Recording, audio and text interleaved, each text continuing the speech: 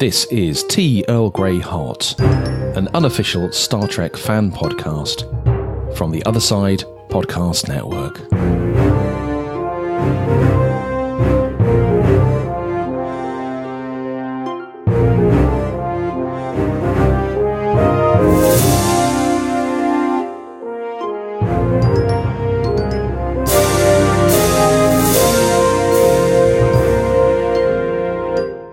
Stormfront.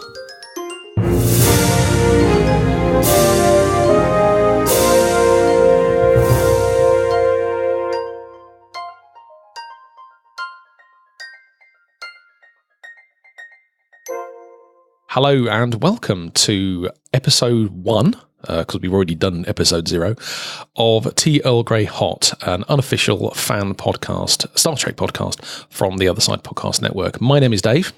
And my name is Yannick. And we are the two nerdy geeks who will be taking you on this journey through our journey into the Star Trek universe.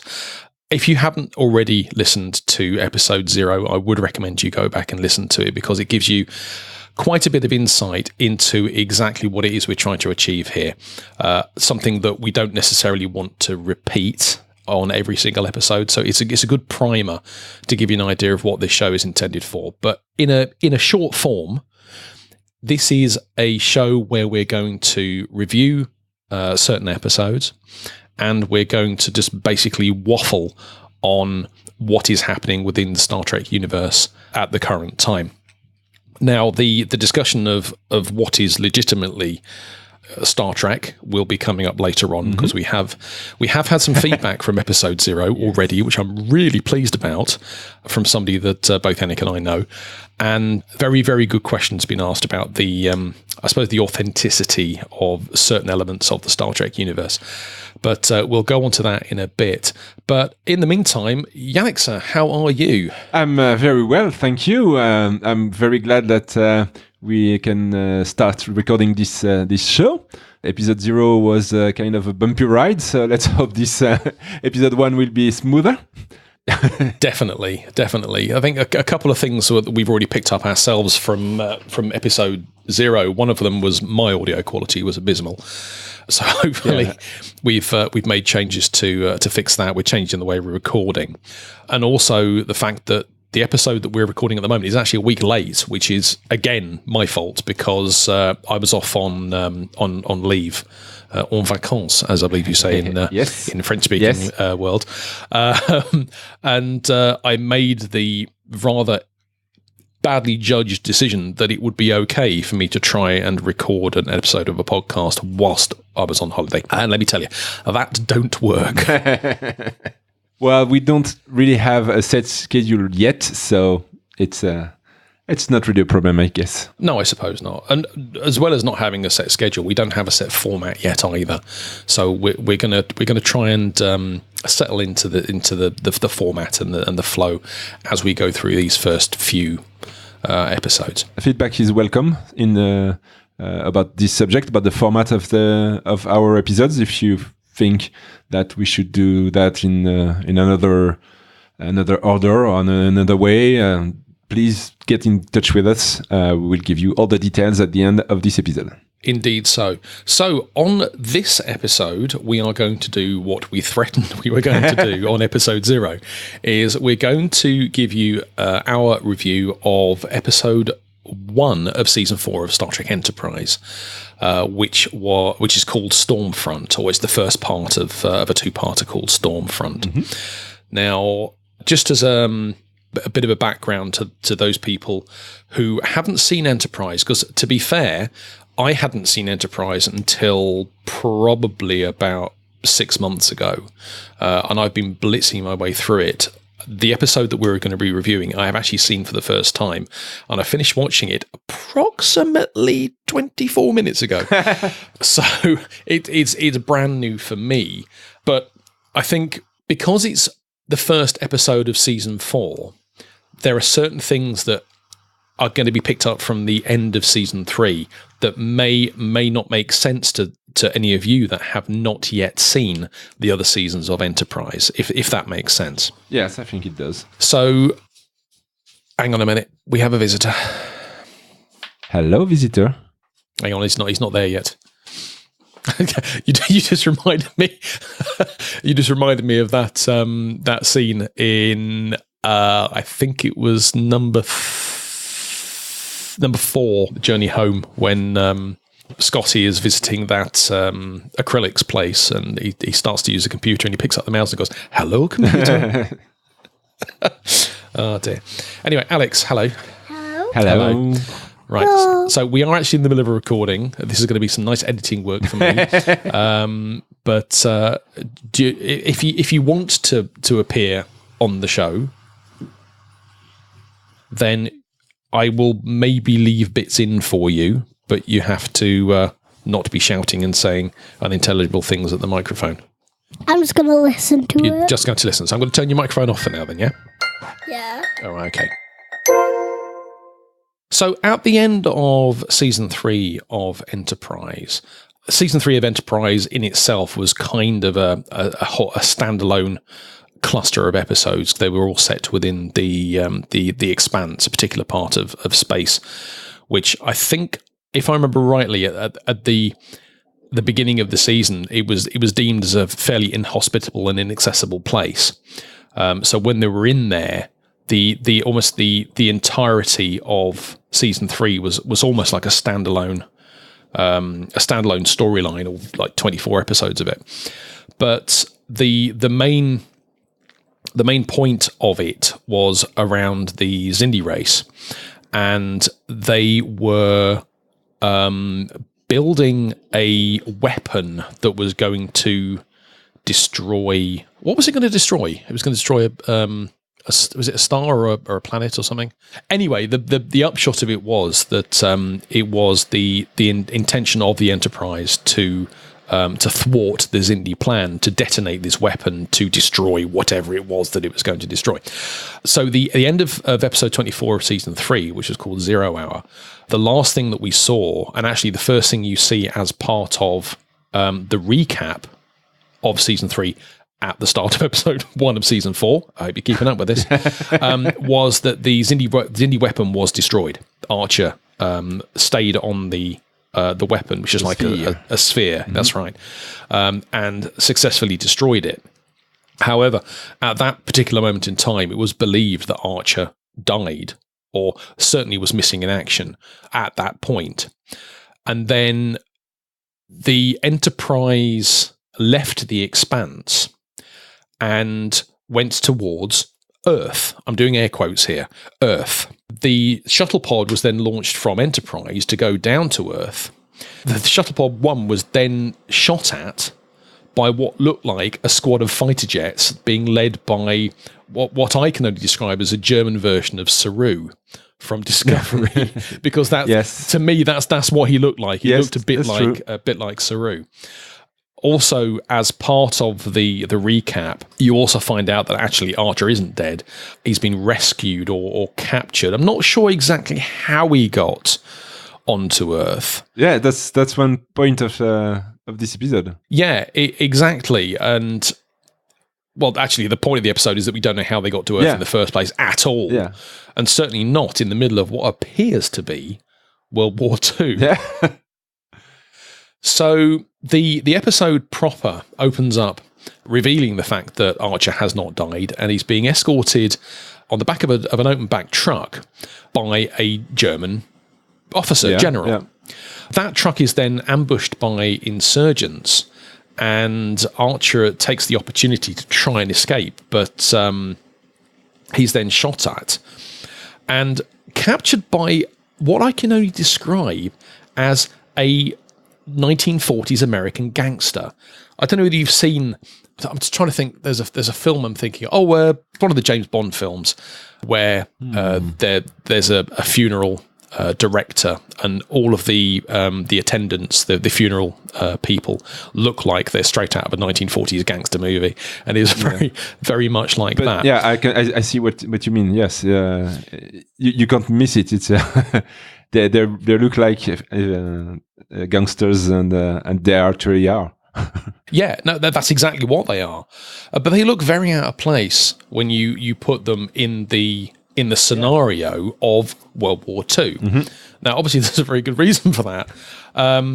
But we then jump back onto the Enterprise when we're listening to a broadcast from Winston Churchill addressing, or we don't know, it could have been addressing the residents of Britain, or it could have been addressing the world. We don't know at this stage. We're not given that information.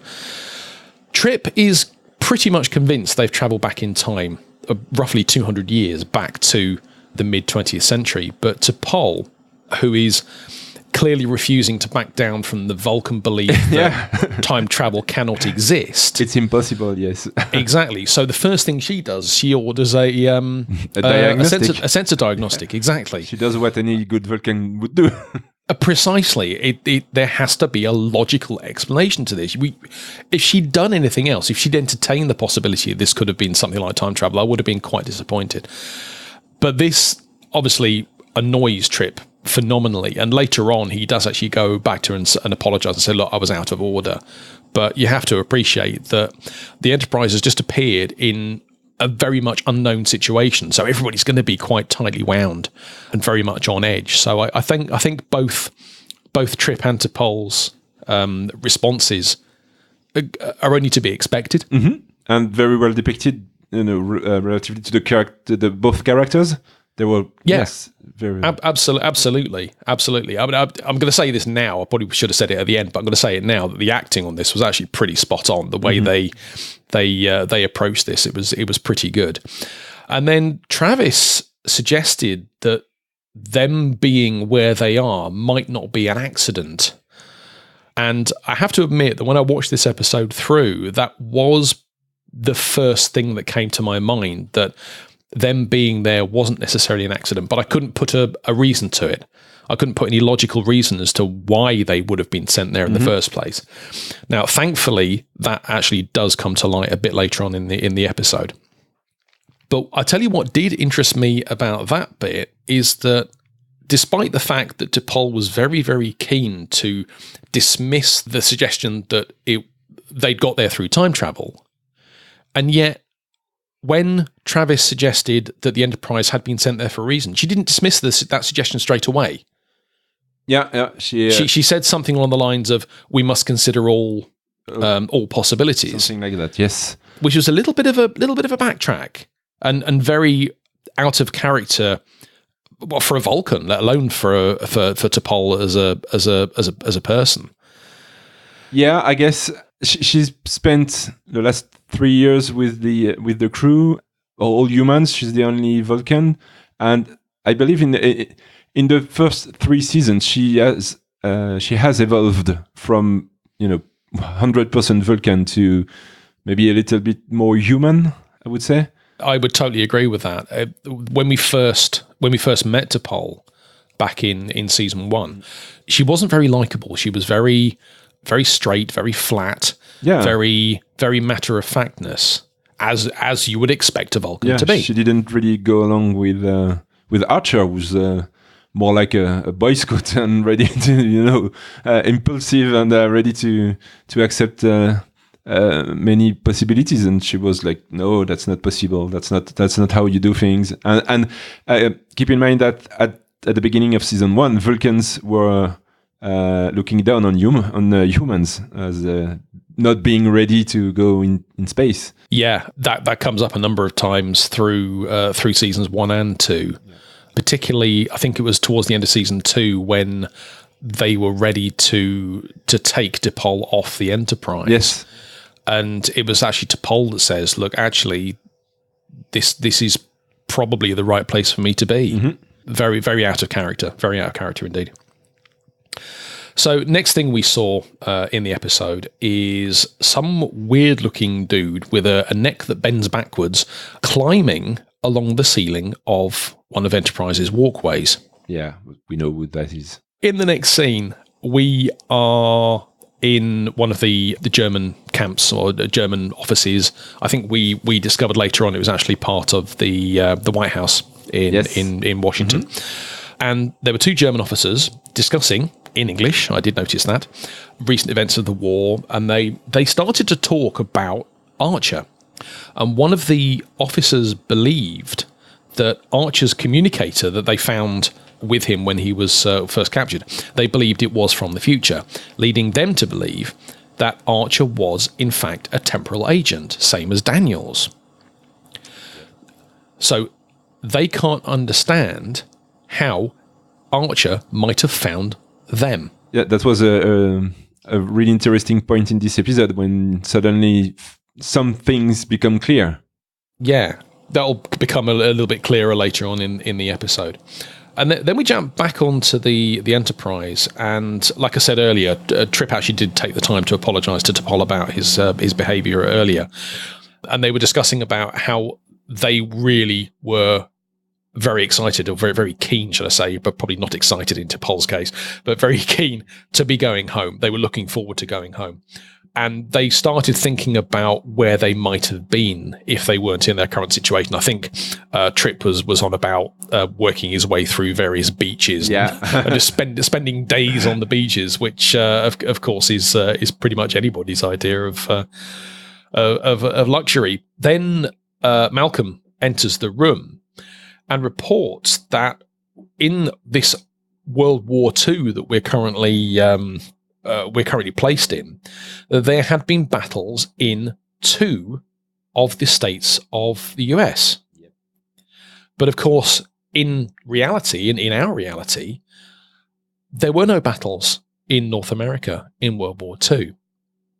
So for me, it's now becoming a lot more apparent that something is definitely off here. This isn't just a case of going back in time. You're actually in a different timeline, or the timeline itself has been corrupted somehow. Yes, and that's the interesting part of the episode starting now. We then jump back onto the Enterprise, and this is really quite a heartwarming scene of Phlox and Porthos. Yeah, that was so cute. Yeah, he's very off it. He's obviously aware of the fact that Archer's not around, and Phlox is trying quite desperately and quite unsuccessfully to try and cheer him up. So I'm trying to think what the first thing was. It was like chicken liver and cheddar cheese. Mm-hmm. That was the first one. And then he offered to sing Phlox, Porthos a lullaby, which Porthos then moved away. And then Phlox was about to then get up and go and get a steak from the galley. And then the dude that we saw earlier on climbing the ceilings suddenly stumbles into sickbay and collapses in Phlox's arms. We then go back down to Earth, and we see Jonathan Archer lying on a couch being attended to by an unknown female. You know, the typical, I want to say, officer or even Star Trek captain thing. They get captured, and then there's a woman with them, and you think, oh, here we go again. Yeah. But actually, no. This female, we did actually find out later on, is actually married, so there was never going to be any romance there. So Archer at the time was sleeping. He wakes up, he panics, he doesn't know where he is. Now, the woman identifies herself as Alicia Travers. That's her character name. Now, the moment that come up, my ears pricked up because I'm thinking, Travers. We know that name, don't we? But it's not. It's Travis. Yeah. Archer then explains how he got to where he is, or possibly how he wants her to know how he got where he is. She assumes that he's a sailor due to the patch on his uniform, suggesting that the ship, the Enterprise, the seafaring ship, had already left port recently, and he got left behind. That was how she viewed it. Mm-hmm. She then reveals that it is in fact 1944, and Archer says, "Oh, so this is World War II." But Alicia hadn't heard of the phrase World War II before, which was interesting because if we're following the same timeline, even though we're running in a parallel here, if we're running the same timeline, 1944 was actually quite near the end of the war. So I don't know where the phrase World War II came from, whether it was actually post-war that phrase was coined or not. But she said she liked the name. She said she thought it was appropriate somehow. And she also revealed to Archer that they were in Brooklyn, in New York City. Yeah, much to the Archer's surprise, because yeah, well, he was raised in upstate. I think he said it was upstate New York, So it's obviously an area that he would have been reasonably familiar with. So the next shot we get is a really odd one. So we see a view of the White House from the outside with full-length banners of the Third Reich across the front of the building, and another one flying from the top of the building where they normally have the Stars and Stripes flying from. And the next scene, we're inside, we're watching a film of a weapons demonstration between two of the German officers. Sorry, the weapons demonstration film wasn't between these two people. These two were watching it. One of them was a human officer, and one of them was some unknown alien officer. And during the conversation, it was actually difficult to try and work out which was the senior of the two. I would be inclined to suggest that in actual terms of rank, it was actually the alien officer that had the higher rank. But again, we don't know this. But the interaction between them, because the alien officer is demanding supplies in order to help develop this weapon that he's demonstrating on the film. But the human general isn't happy about diverting resources from the war effort. The human officer then shows us a map on the wall that's showing the progress of the German advances on the east coast of the United States. And I think at this stage in the war, they're covering approximately, 7 or 8 US states that they're advancing through on the eastern coast. The eastern, did they go down to Florida? Well, I don't remember if they were all down there, but definitely the north east yes, section. Absolutely, definitely. So New York, parts of Ohio, parts of Virginia, West Virginia, I think Connecticut, and the small the New England states as well seem to have been either captured in their entirety or certainly in part. But actually, when you look at it, you think, is that all they've got? Yeah, because it was a tiny sliver. If you look at the entire United States, it wasn't that big a capture. And I remember the human officer saying something along the lines of, it is believed that the German army is advancing too quickly and too hard. Yeah. Obviously, at this stage, the German front in the advances on the US is kind of suffering at this stage. And the alien officer, who I believe we find out who he is, we find out what his name is towards the end of the episode. But at this stage, again, I don't think we know exactly who he is. He offers the opportunity of a plague, some kind of virus that will be targeted towards, and I think the phrase he used was non-Aryans. Yes, that's what he said. So it was a cleansing plague that they were trying to put through. Of course, this is actually quite accurate to how the attacks were performed in Nazi Germany, and they kind of agree that their ideals, the human and the alien officers, they kind of agree that their ideals were aligned, and the alien officer then again says that he needs these supplies.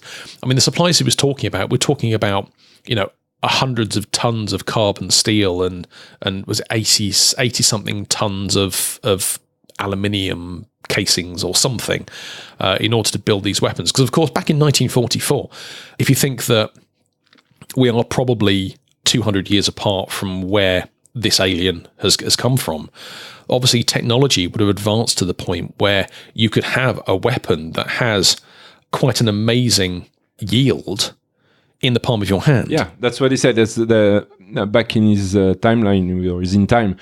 He has energy sources the size of a small button. Yeah, that was it. Yeah. But obviously now what they're talking about back in mid 20th century. Huge yeah, absolutely. It's like the size of rooms. Picture your old mainframe machines. That's got the same power as a water pistol or something stupid. In the next scene, we are back on the Enterprise. We're back in medical sick bay, and Phlox is discussing the patient that appeared and collapsed in his arms with T'Pol. It turns out, it's Daniels, the temporal agent that's been popping up throughout all of the series of Enterprise so far. And Phlox is trying to explain what is happening to Daniels because he's not a well fella. I think that's probably not understating it. And he's trying to explain that there are some parts of his body, some parts of his anatomy that have aged incredibly excessively, whereas other parts of his body are almost, at fetal stage. Yeah. But he can't explain this. He's got no theories at all and suggests that, he doesn't have much time left. He says he's not going to last for much more than 24 hours. And it's there that T'Pol has suggested that it might actually have been Daniels that brought them to the mid-20th century Earth. Yes, which makes sense at this moment. Now, obviously, for me at this point, lots of things are now dropping into place because now I know who this dude is and who he's supposed to be. Right, we're back in New York again, and we see these gangsters walking through the streets. Now, this was an interesting one for me because it appeared as though there was a chap that fell down a set of stairs, and then a German officer just shot him in the head. Yeah.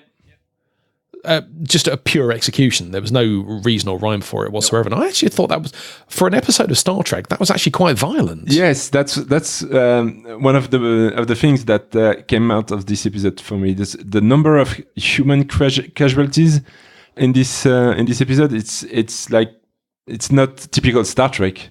And as you said, there was no reason for that public execution.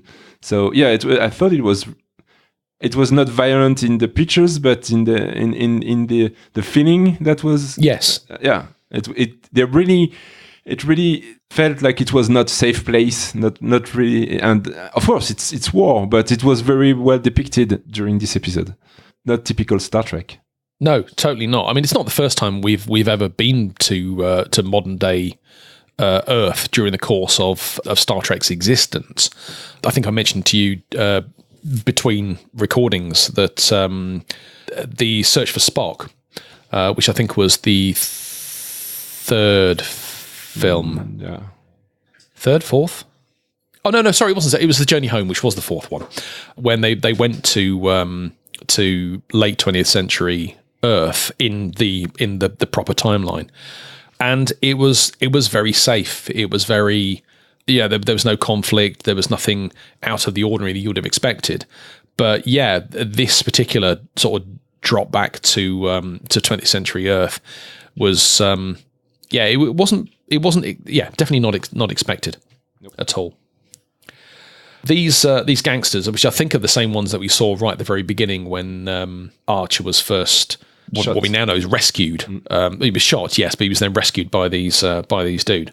The leader of the group was called Sal, and they knock on the door of Alicia's apartment where Archer is staying. And just to give you some idea of how strained feeling was at that particular time, that she's carrying a gun around with her. So she goes up to the door with a gun concealed behind her back because obviously she fears for her safety.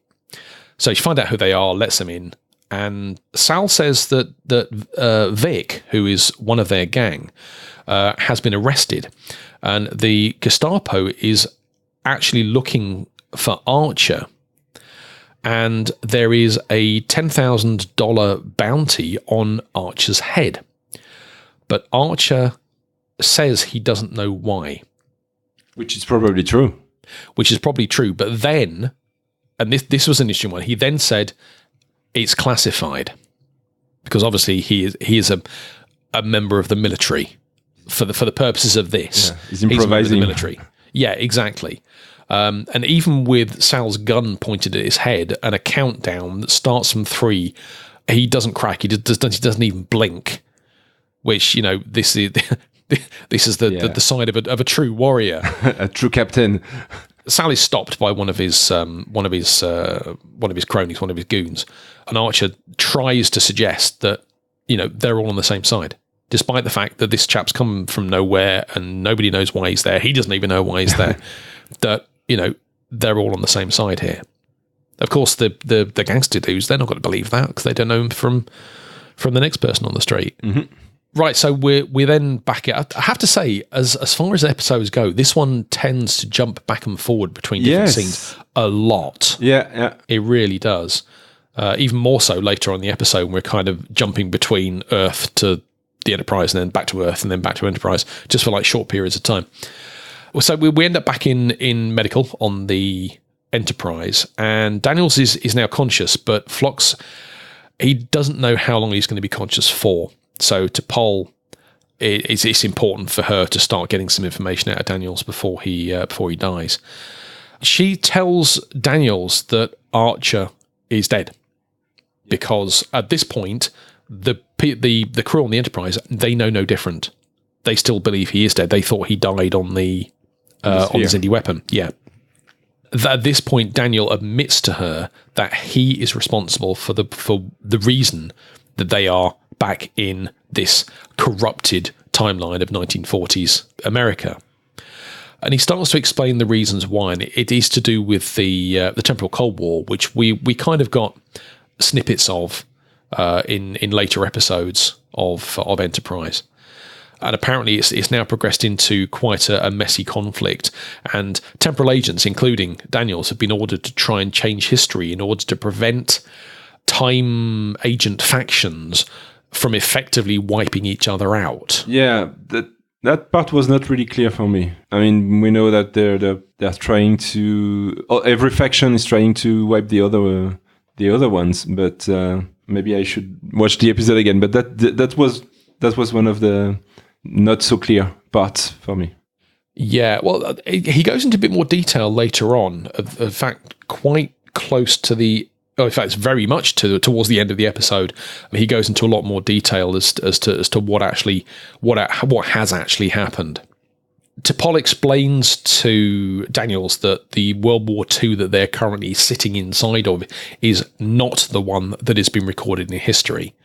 Now, from our perspective, yeah, that's kind of like a duh moment. But obviously, you have to bear in mind that the crew of the Enterprise are in the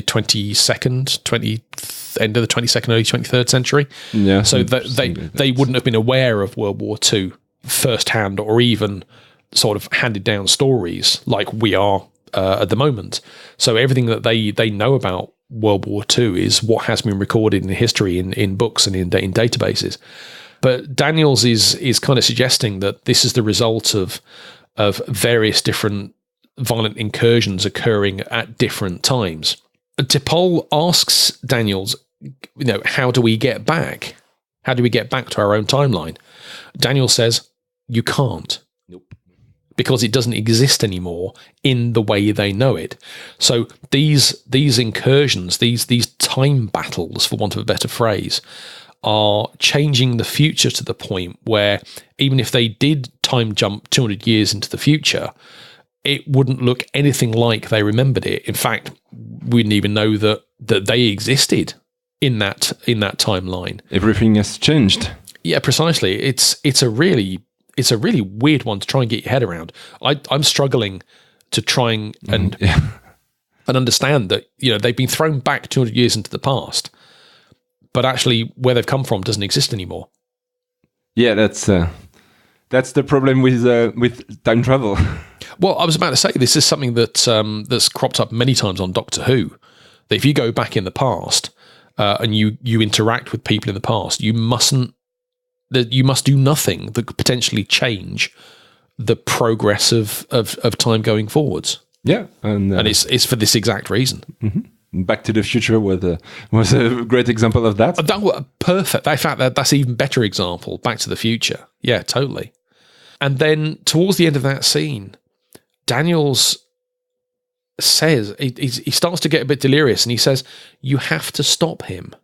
Yes, and then in a very Hollywood fashion, he passed out. And T'Pol's like, stop who? Stop who? Beep, beep, beep, beep. And all the alarms go off left, right, and centre. Yes. So now the next set of scenes kind of fill in a lot more gaps for me. We're back on Earth, back in New York, and Archer, he tries very, very subtly to speak to Alicia about the Germans. And she mentions about this German officer who may have a slightly different appearance to the others. You know, his skin might be slightly grayer, his eyes might be slightly redder. Slightly, yeah. Yeah. But the weird thing is that if you'd said that to anybody, you would expect, at the very least, confusion. You know, what are you talking about? But actually, she didn't blink. She didn't seem surprised at all. Yes. And she suggested at this point that Sal, her gangster friend chap, might know a little bit more about this grey-skinned, red-eyed officer. And actually, that was a very good example of an incredibly short scene, because actually, where we are now, we're back on the Enterprise. So Trip is in the back in the shuttle bay, and he's with one of his engineers, and they're trying to fix something in the shuttle bay, probably just repairing one of the shuttle pods, and he's on his own. Yes, because he sends the other chap off to get a part, to rip off a part from another part of the ship, and suddenly he's aware of the fact that he's not alone. There's no one in there, but he's not alone. And yeah, it's Silic. He appears. So this is presumably the chap that was climbing on the ceilings earlier on. So Silic from season 3, they have a little fight. Silic does this weird kind of head shrinking trick, and it escapes from Trip's clutches, and he shoots Trip. It stuns him. Yeah, which stuns him. We're then on the bridge, and the bridge gets an alert that somebody is launching a shuttle pod, and the life signs indicate that Suliban is aboard the shuttle pod. Yep. So Silic has clearly nicked a shuttle pod and done a runner. Yeah, so there's something strange here. See, Silic gets into the shuttle bay and points a weapon to Trip and says, "You come with me in the shuttle pod." And then they fight. Then he shoots Trip.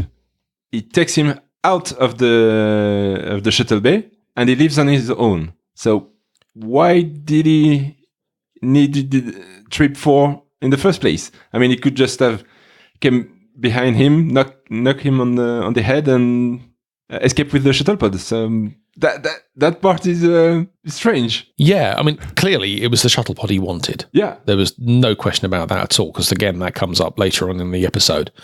But the reasons why it was done that way, no, I don't know. Not a clue at all. Right, so the next, I'm going to call it a cluster of scenes, because we do jump very, very quickly between Earth and the Enterprise. So back on Earth, Sal takes Archer and Alicia to see this chap that Sal knows about a character who is asking questions about both sides of the war. So they're asking about the resistance, the insurgents, and they're asking about the Germans. And it turns out that the person that they're talking about is one of our non-human friends, one of our alien friends that we have actually seen him before. We have seen him talking to the German officer. Yeah. So clearly he's one of his, I don't know what you call him, race mates. Probably not the right phrase, but we then jump to, I'm not sure where we are at this point. We're out of town somewhere on Earth, and Trip and Travis beam down to Earth, and then back with Archer. The alien then appears and approaches both Sal and Archer. He comes armed, but obviously it's that classic comical situation where somebody picks up a gun and points it, and then about 17 other people then point the gun back at him. He's like, okay. So he's disarmed very quickly and then brought out into the light. So they actually see. Yeah, everybody sees the face. And then we jump out of town, and Trip and Travis are clearly looking for the shuttle pod that Silic nicked, and they find it. Yep. And then we're back with Archer. He tries to interrogate the alien, asking why it is that they're changing the future. So we're not getting much of an answer from him here. And Sal's goons are getting a little bit itchy. They're starting to get a little bit frustrated and a little bit trigger happy. They're pointing their guns at people just to try and get answers out of people. The good old gun stairway. Yeah, absolutely. And it turns out, this is where we start to get a little bit of an insight into what is actually going on here. So the alien says that they are trapped, or they've been trapped by the Germans. And what they're trying to do is they're trying to build some kind of gateway, a conduit, to escape from this part of the timeline. Now, I wasn't sure what this meant at this stage, why they were being trapped. From what I was seeing, there was no trapping involved here. They were as complicit in the war as the Germans were. So there didn't seem to be any evidence that I'd seen thus far that suggested that they were prisoners. Is that the right word? I don't know. Prisoners of the Germans. Yeah. Or they're being held in some form of captivity by the Germans. Yeah, because he didn't explain what he meant by trapped. No, exactly. But he did reveal that he knows that Archer is a temporal agent. Again, it's that use of the phrase temporal agent. Clearly, they don't know who he is. But because they detected his ship in orbit, because that's where the Enterprise is, they immediately jumped to the conclusion that he is one of these temporal agents. And Archer doesn't deny. He doesn't know. However, he didn't get much of a chance to, because one of Sal's goons got a little bit trigger happy and shot the alien dead.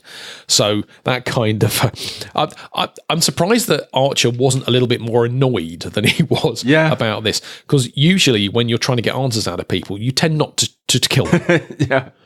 Yeah. You tend to imprison them or threaten them or torture them, but you don't just shoot them. That's a little bit daft. But there again, the gun happy culture of the gangster world, I suppose.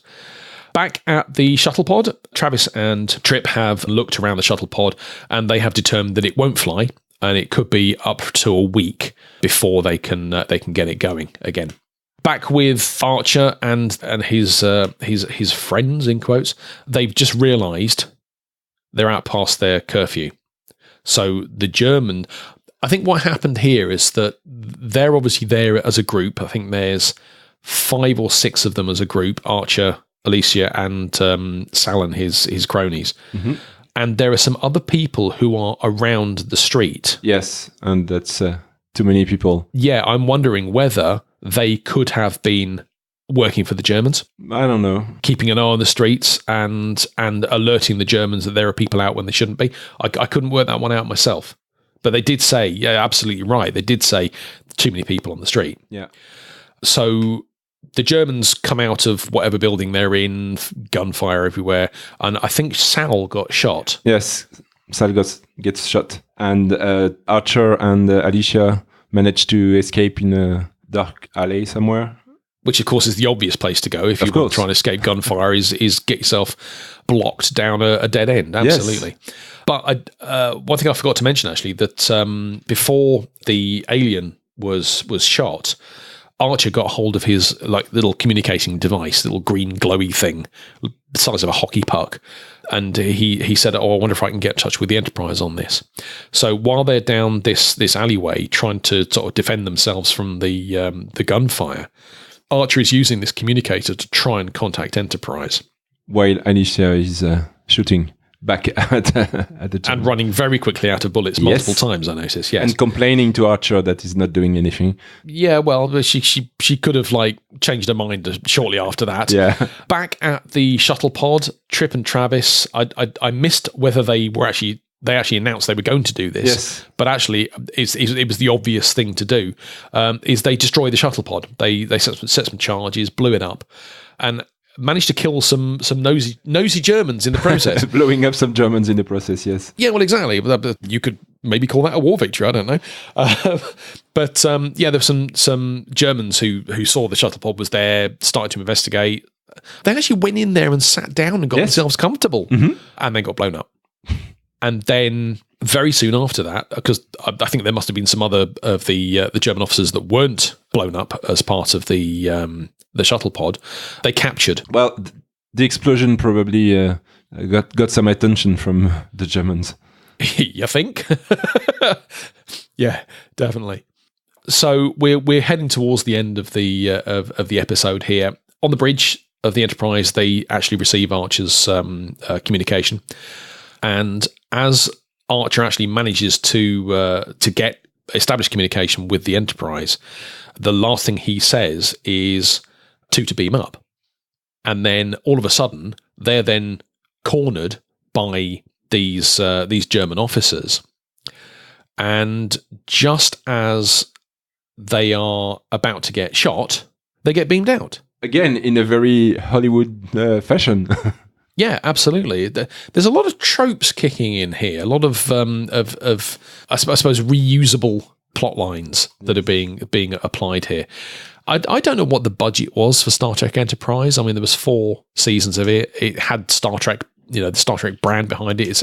It was a canon series, but they didn't really need to use much in the way of special effects, I wouldn't have thought, within Enterprise itself. A lot of the episodes that we'd seen in the earlier series were, 1 or 2 principal scenes. You were going from the bridge to engineering, and that was the entire episode, sort of bouncing between the two, or from the bridge to the outer hull. There was the episode when they had to try and remove these mines.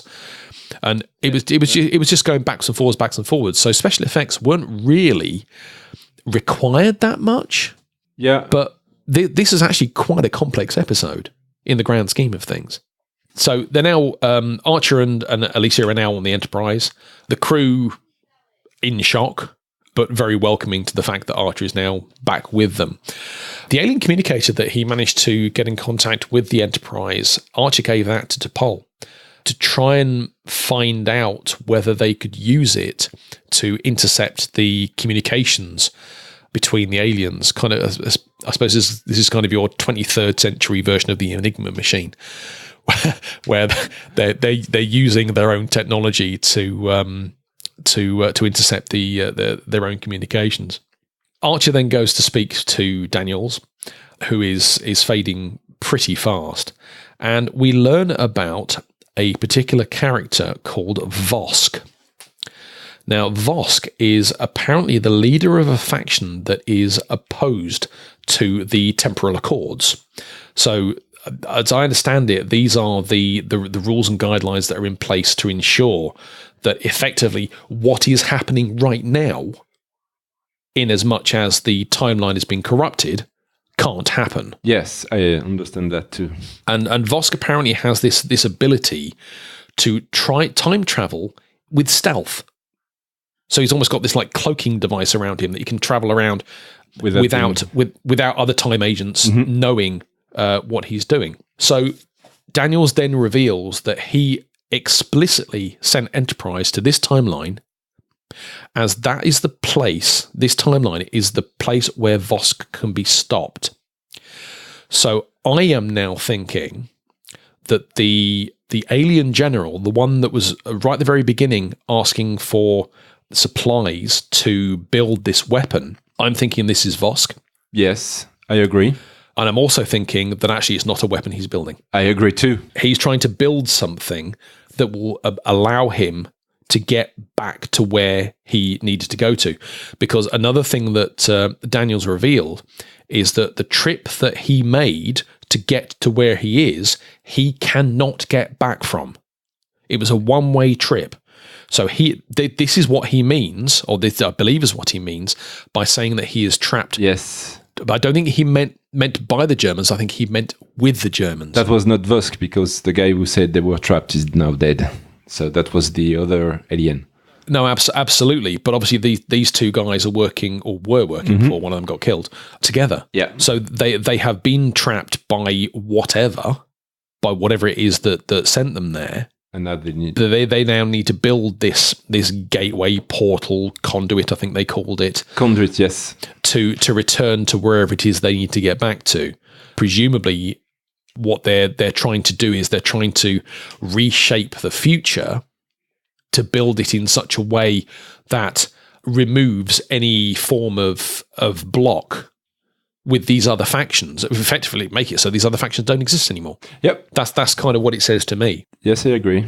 And yeah, once Daniels revealed that this is what needs to be done and this is why it's happened, obviously, again, another classic Hollywood trope, he died. Yes. So, Because why not?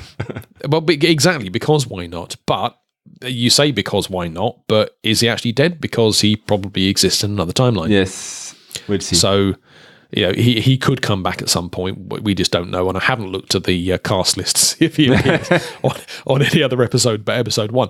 But so that's kind of where we left that part of the storyline. And then very end, very final scene of the episode is where we see Trip and Travis being presented to who we now believe is Vosk, who said something weird. He said it's time for another experiment. Another test, I think. Another test. Sorry, test, absolutely. And Trip and Travis were then taken away, presumably for questioning. And that's kind of where it was left. Yeah, you forgot the big cliffhanger. The last scene. To be continued. Yes, and the Vosk walking into a huge room or something like that. That's probably the conduit. Yeah. Oh, sorry. No, you're absolutely right. I completely no. Yeah. No, that's right. It was almost like walking into like a warehouse. Yes, that's it. Warehouse surrounded by elements of swastikas and the like. Mm-hmm. But yeah, what was in there? We can only guess what it actually was. But I would imagine that a lot of that will get answered as part of the second part, episode 2, second part of Stormfront. Yep. Which we will be reviewing on our next episode. Absolutely. For me, I think this is quite a strong start to the season. I was a little bit concerned by what I saw at the end of season 3, the little bit of insight into World War II and this Saru-looking German alien general. But no, it hasn't disappointed. It was really good, and I think they're probably spending a little bit more time storytelling as opposed to action. Season 3 was not the best one, to be honest with you. And I believe that they heard the fans and they were trying to change things for season 4. And, I think it was too late anyway. And that's why the series ended up at the end of season 4. But season 4 is arguably better than the previous one. So we'll still have plenty of nice episodes to review. Absolutely. 22 of them, I believe. Or 21 more, should I say. Like that. Yeah. So, that's where we are. That was episode 1 of season 4 of Star Trek Enterprise. I don't know what day it is, let alone what episode we're on. Okay, so we're going to split those news in 2 parts. So we're going to go over some news about Star Trek Picard and then some news about Star Trek in general. So Star Trek Picard will be aired in early 2020. We believe it's early 2020. But in the meantime, there's going to be some books about Picard, books that will introduce new characters and new storylines starting in November. So that's 2 months from now. IDW will release Star Trek Picard Countdown, a deluxe 3-issue miniseries written by Mike Johnson and series supervising producer Kristen Beyer. This countdown event centers around a mission that would go on to change the life of beloved Star Trek Captain Jean-Luc Picard. So probably something important for the upcoming series. And following Countdown's conclusion, Simon & Schuster's Gallery Books will release The Last Best Hope in February 2020. Written by Una McCormack, the novel will also lead directly into the show and continue to introduce fans to brand new characters and features in the series. So, I guess this is going to be... I don't think it's going to be mandatory to understand the series, but probably a good material to wait until the series finally air. Definitely. I was going to ask the question whether this is actually going to be leading into Star Trek Picard. Yes, and it looks like it does. And I think if this, for the benefit of fans, this is probably going to be more giving you a bit of an insight into the characters that are going to be taking part in Picard, rather than something that actually is required reading for historical purposes. I'm going to try to get a copy of that. Actually, if someone from IDW listens to this show, you can send us a copy and we will review it on the show. Well, we could always email them and say, absolutely, please, Mr. IDW, send us or Mrs. IDW, please send us a review copy, and we'll say how wonderful you are. And while we read those books, we can drink a glass of Chateau Picard, because Chateau Picard actually exists. It's a vineyard in Bordeaux, in southwest southwest of France. And you're a Frenchman. Yes, I am. So a company called Wines That Rock has been working with the actual Chateau Picard's vineyard, located in Bordeaux, to craft a limited edition wine called Chateau Picard Cru Bourgeois, which is an 85% Cabernet Sauvignon and 15% Merlot. That is subtly smoky and spicy with a bright, fresh, clean tasting style. I'm quoting. I haven't tested that. Drink responsibly, of course, as always. I have to see if I can get myself a bottle of that. Mm-hmm. I can't imagine it'll be cheap, but I didn't know the Chateau Picard was actually a thing. I didn't know either. I wonder if the bottles that we saw in the trailer were actually actual Chateau Picard. What they said in the news is that Chateau Picard existed before Star Trek Picard, and probably even before Star Trek Next Gen. So there's no relation between the actual vineyard and the series. But then Wines That Rock worked with them and said, okay, so you've got Chateau Picard, and we've got this new series coming up, and they made a wine especially for the series. The link to the news will be in the show notes, of course, so check that out.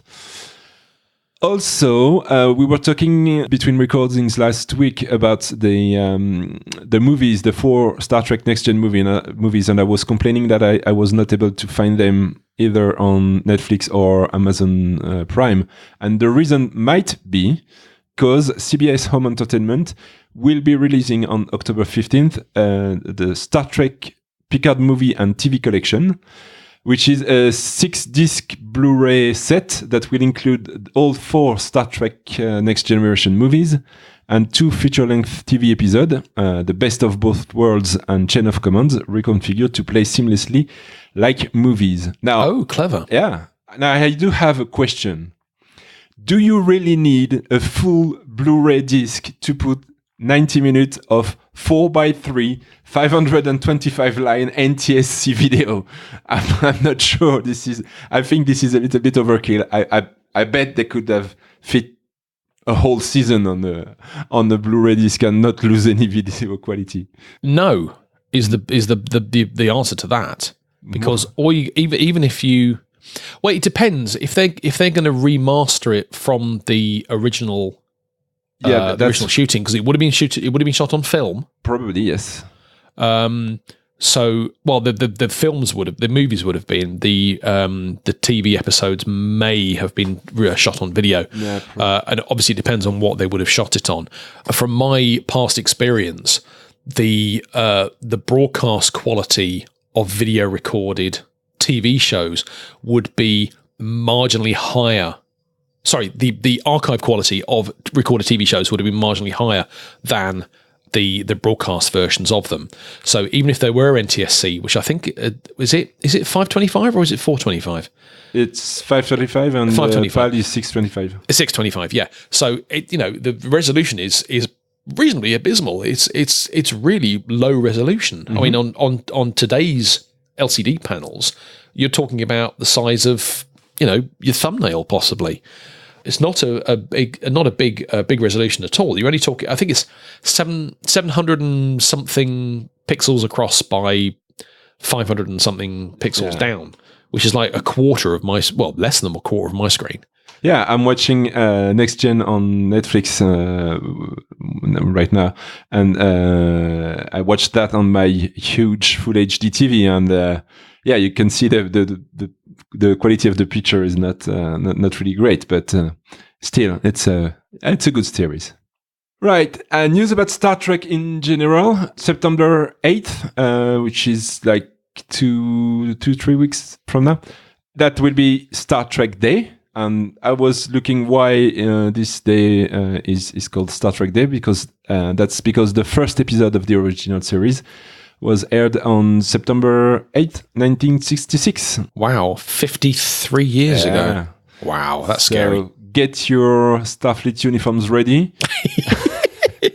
and put on your pointy ears and yes, let's all celebrate Star Trek Day on September 8th. Yeah, I have a slight problem with that at my workplace. I think if I even mentioned the fact that it's Star Trek Day, I would probably get beaten to death with lightsabers, because most of my colleagues are the other star thing.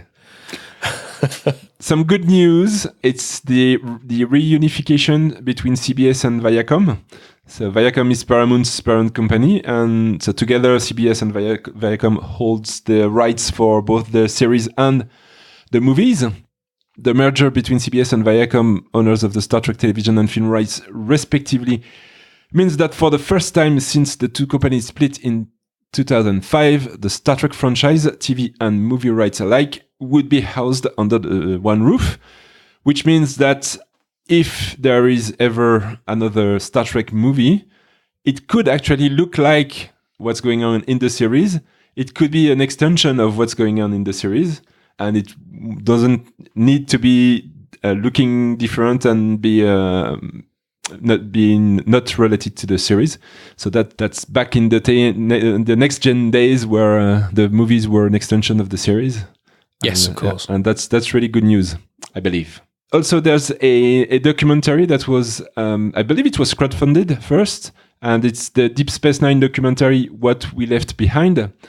For what I understand, it's a documentary about, the whole behind the scenes and actors talking about the series and what that series brought to Star Trek and to the lives of the actors. And it will be, it was in crowdfunded, and it will be released digitally pretty soon. I'm just looking at my notes because I've lost August 6th. Well, it was released. It's already released. Yeah, we're recording this episode on the 20th of August. So it will be released on DVD. It will be released on Blu-ray and also digitally via iTunes, Google Play, and other content providers. So it's not really defined yet in the US, Canada, and most European territories. So let's hope it will be available on one of the two I have here in Switzerland. I think I'd have to start actually watching the Deep Space Nine series to even have an iota of understanding of what that would be about, because I think I've probably seen about half. It's a really good episode. Series. Yeah. Yeah. Okay. Yes. And finally, in the news, Star Trek Discovery Season 2 comes to Blu-ray. I don't have any more details right now because I was lazy and I didn't put that in my show notes. But check out our show notes and you will have a link to that and Season 2 of Discovery on Blu-ray pretty soon. Fantastic. Well, there's a huge amount of news there. Hopefully, there will be plenty enough for us to mention some new stuff next episode. We have had some feedback already. I think we teased this at the beginning of the episode. So we had some feedback from Ro, who is somebody that both Yannick and I know. He's a podcaster in his own right. Does a podcast called the Dark Compass podcast, which is a metal rock music podcast. We'll put a link to that in the show notes. It'd probably be nice to send some listeners his way. Of course. And he dropped me a text, actually. He has my mobile number. Please don't ask for my mobile number. You won't get it. He dropped me a text and he was asking, because we mentioned, I think it actually might have been a throwaway comment that you made, Yannick. Yes. That we don't talk about the reboots. And the question that Ro asked was, if you're going to do a Star Trek show, then you have to talk about the reboot. That wasn't a question. That was actually a statement. The question that's come out the back of this is whether the Kelvin timeline, which is the timeline that is covered by the Star Trek reboot films, which I think started in 2009, whether they are considered canon or not. Yeah. Now, I have done some research. I spent quite a bit of time trying to research into this. And it depends on who you ask Exactly. as to whether it is considered canon or not.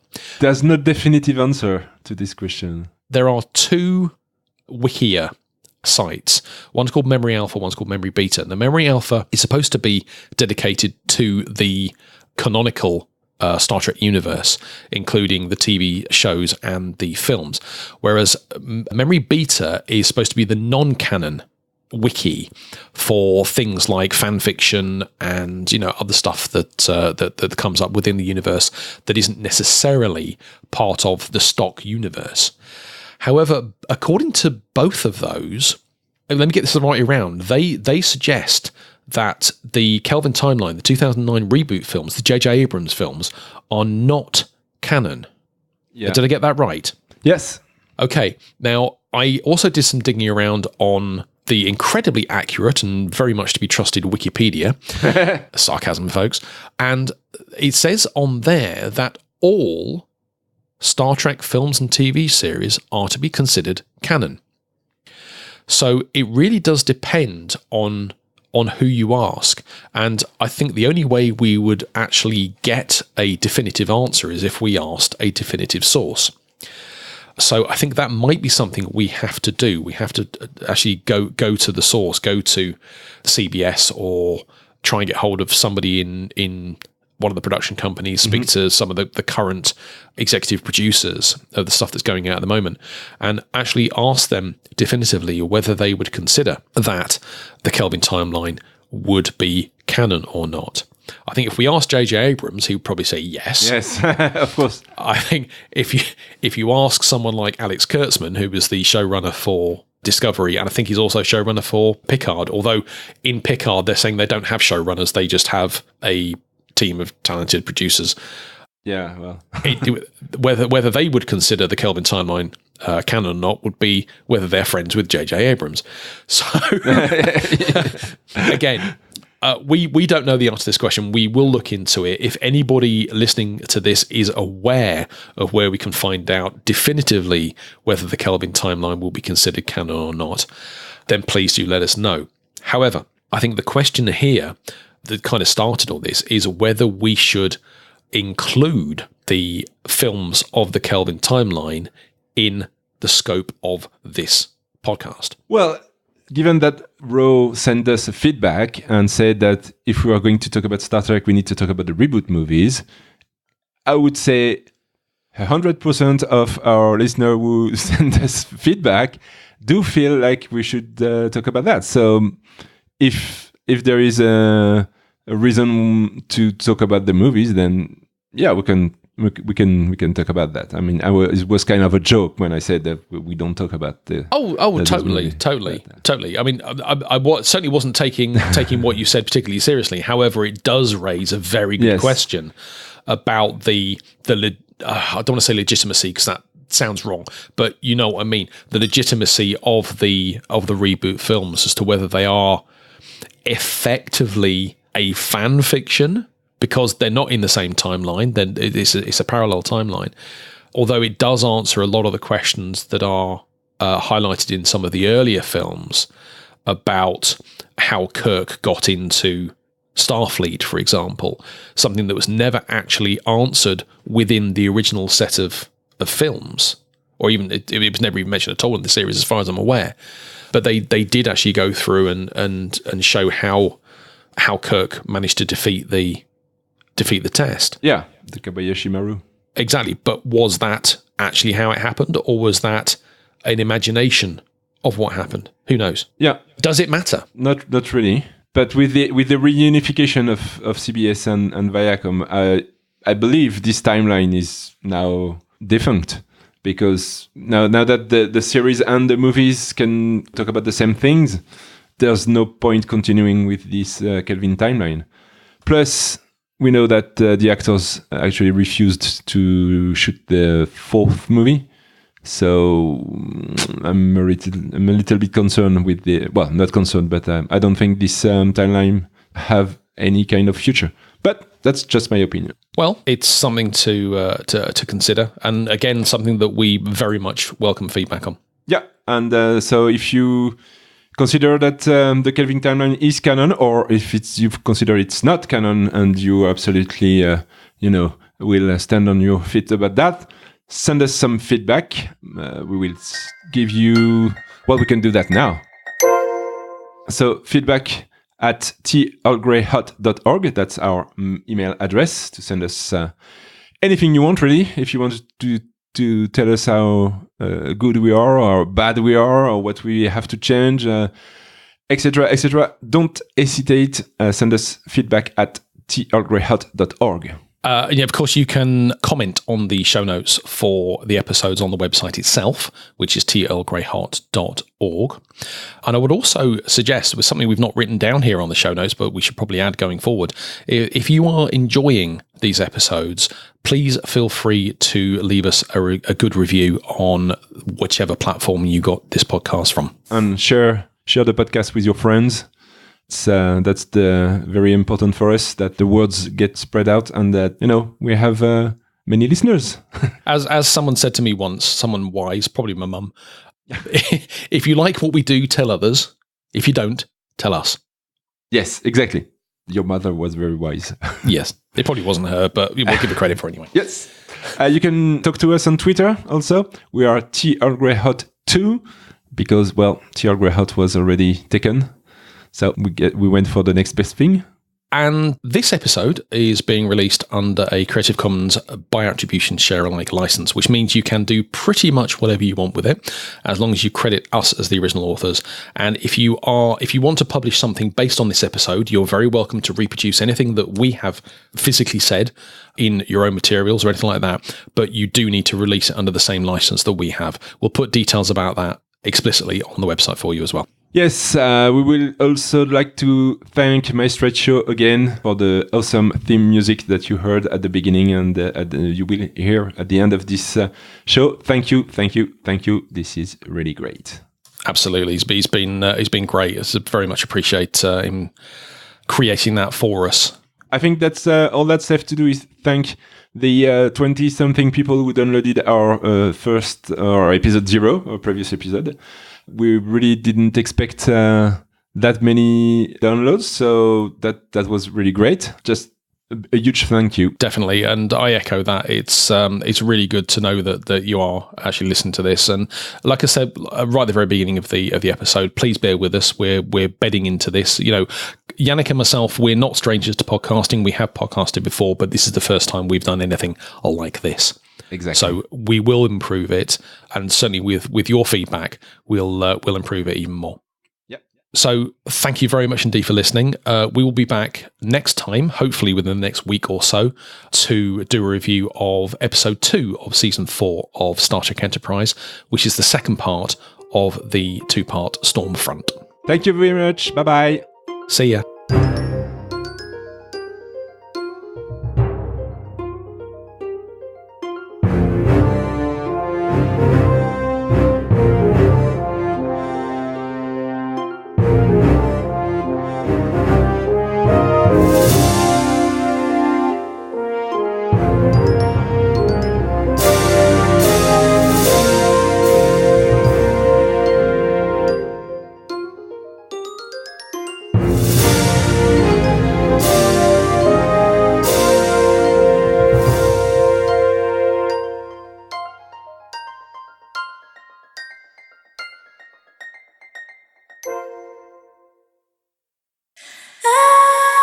You were just listening to a member of the Otherside Podcast Network.